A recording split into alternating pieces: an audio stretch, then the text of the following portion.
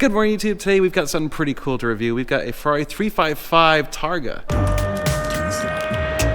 So are you recording all of the nefarious activities? If you're new to the channel, my name is Dan, and this is our dealership, NG Supercars, and behind me is a 1998 Ferrari 355, and it is the F1. So it's not an F355, because the F355 was the manual, and the 355 F1 was the F1. Yeah, whatever. Anyway, it's the stuff that's on the back of the car typically. So yes, that means it has the flappy paddles, which I know some of you are going to be poo-pooing about, but you know what? It's still actually a lot of fun. This is the GTS. It is the Targa top. Actually, I think it's the best configuration. I love the Targa top. I think it's the way to go. Honestly, the 355 in yellow just looks so good. This is such a good looking car, and it has the Capristo exhaust, so yes, it sounds absolutely perfect. This is peak Ferrari sound. This is the best sounding Ferrari they ever made, in my opinion, for street cars. If you're interested in buying it, send us an email, sales@ngsupercars.com, or visit our website, ngsupercars.com, and of course you can support us at normalguysupercar.com. There you can buy parts and services, so we do appreciate that. All right, let's do a review.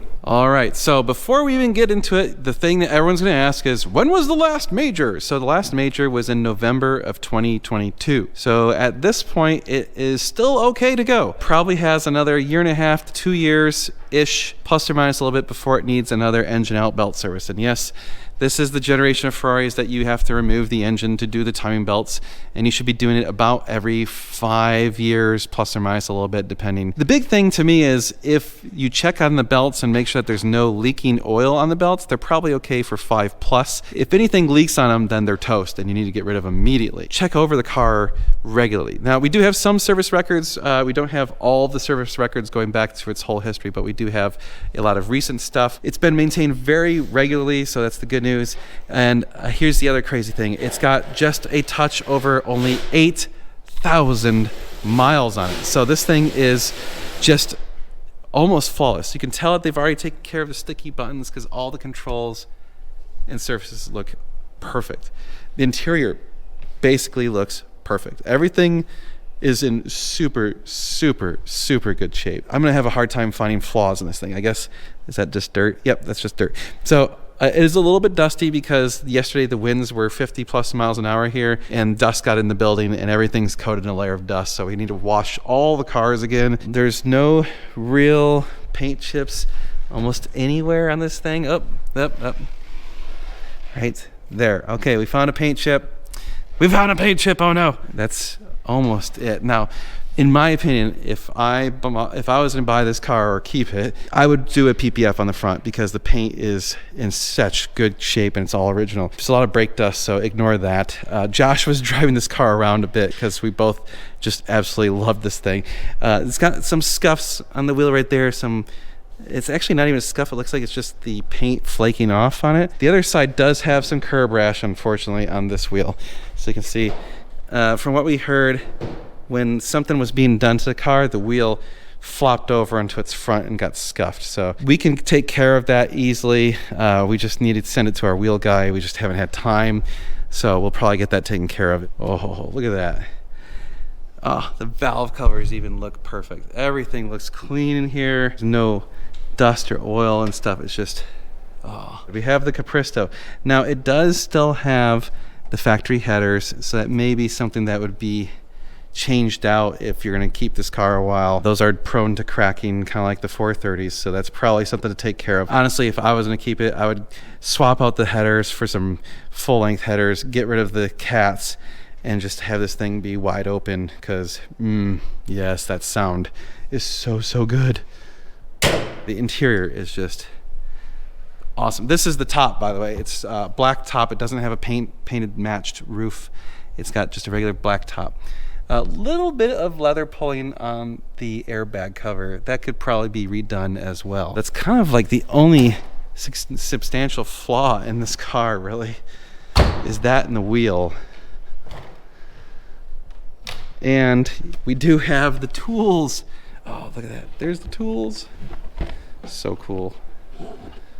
What's below this? Oh, an extra accessory belt? Okay. And light bulbs and tow hook and pliers and stuff. Very cool. I can't believe it's got all that stuff. This is phenomenal. we go through, you know, different cars and we say usually like what sort of quality they are, and this is definitely a collector's grade quality car. Yep. Well, I don't know about you, but we need to hear this thing and we need to go drive it.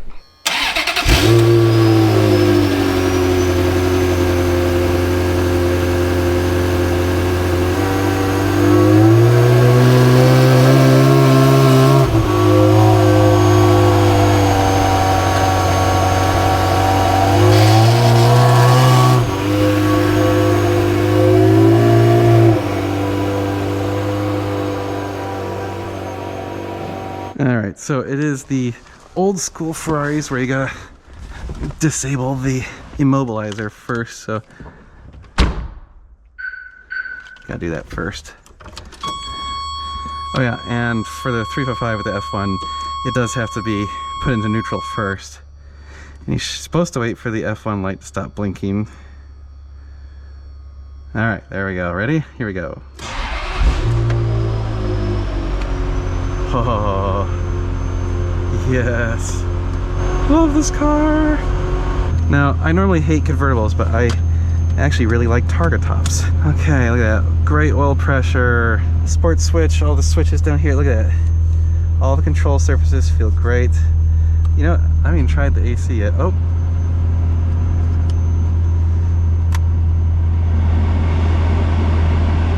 Dear God, the AC is working.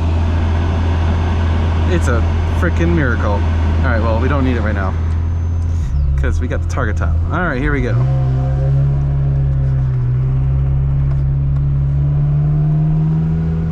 Oh yeah, I forgot, Capristo. We need to open up the valves. There it is. Oh, there it is. So much better.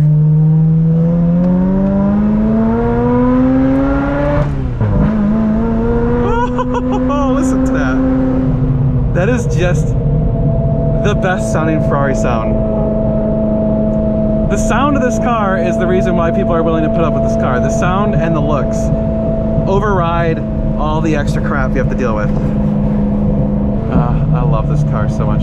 8,143 miles on it.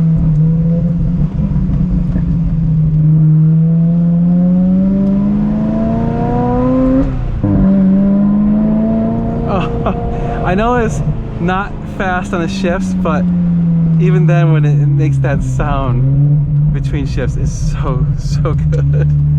Now, if you've never driven a 355 F1, know that it does not let you sit for very long in gear, so you actually do have to put it into neutral if you're gonna sit there for more than like, I don't know, like 30 seconds. It's kind of annoying.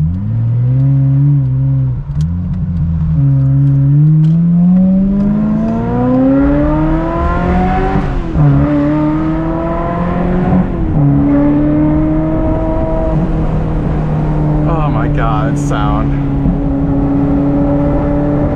I could just sit here and listen to it all day long. It's so good. Look at that, that's only 4,000 RPMs.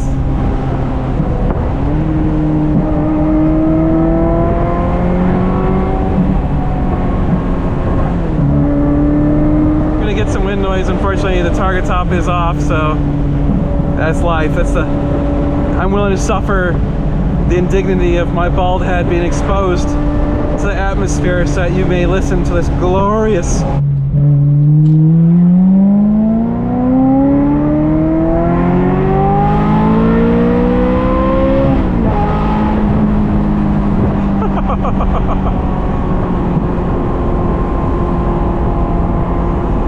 Now, it's a 1998, so you gotta remember the technology in 98 was not that great. So there's body roll. This is the car that gets a lot of shit because there were other cars that were significantly faster than it for much lower prices. But who cares? Who cares? Just listen to that. No other car is making that sound. No, nothing comes close. So the question is, do we keep it, convert it, turn it into a manual, or leave it as the F1? Believe it or not, the F1 is actually more rare, significantly more rare than the manual. So even though the F1s are way cheaper than the manuals right now, there's some consideration that it is rare, or rarer. It is enjoyable as an F1. Like, this is still fun, and I'm still having a good time. But I would prefer to be banging gears, but you know, I don't know. We could convert it. It's certainly an option.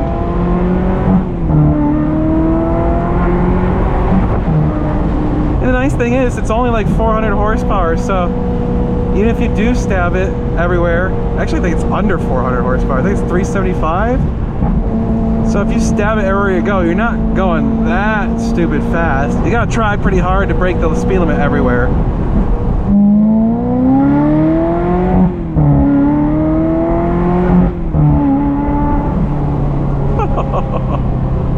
So good. Okay, here we go. Send it.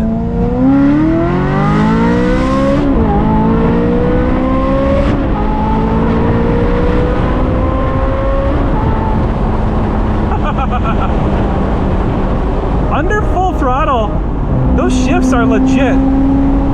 Like, it shifts pretty hard under full throttle.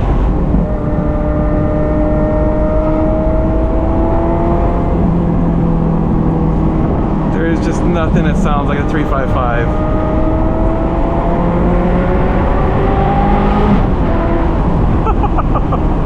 When it echoes off the trees, it's just glorious.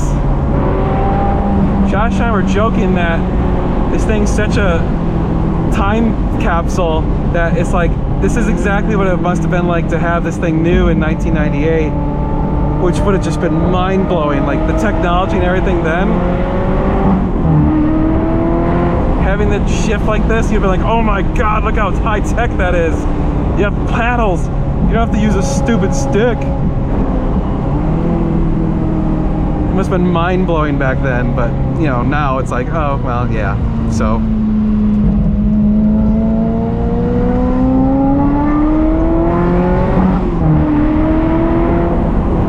and it's comfortable, it rides nice, it handles the bumps well. It's really quite impressive for being this old, for being, what, it's almost 30 years old. Jeez.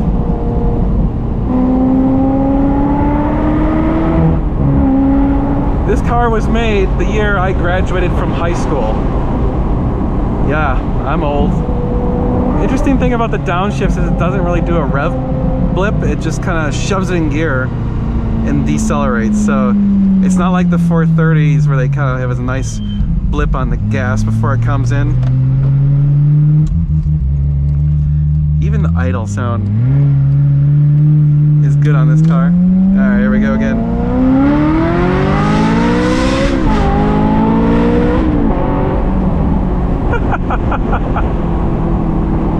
Oh, it's such a cool car. I could just drive this around all day long. I know you can't see my face, but I have the biggest smile right now. I'm not saying anything because I'm just enjoying the drive. Sometimes you just gotta like live in the moment.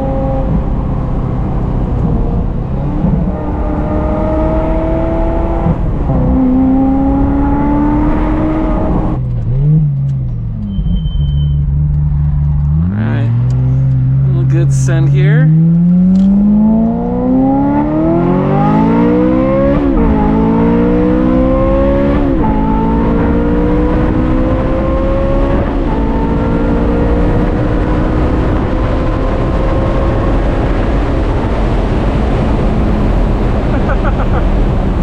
Well, I love the 355. Such a good car. God, it's such a good car. If you can deal with all the engine out services and BS like that, they are so fun and so rewarding. Before I pull it in, I had to do a little bit of rev for you guys because I know you need that. I need that in my life.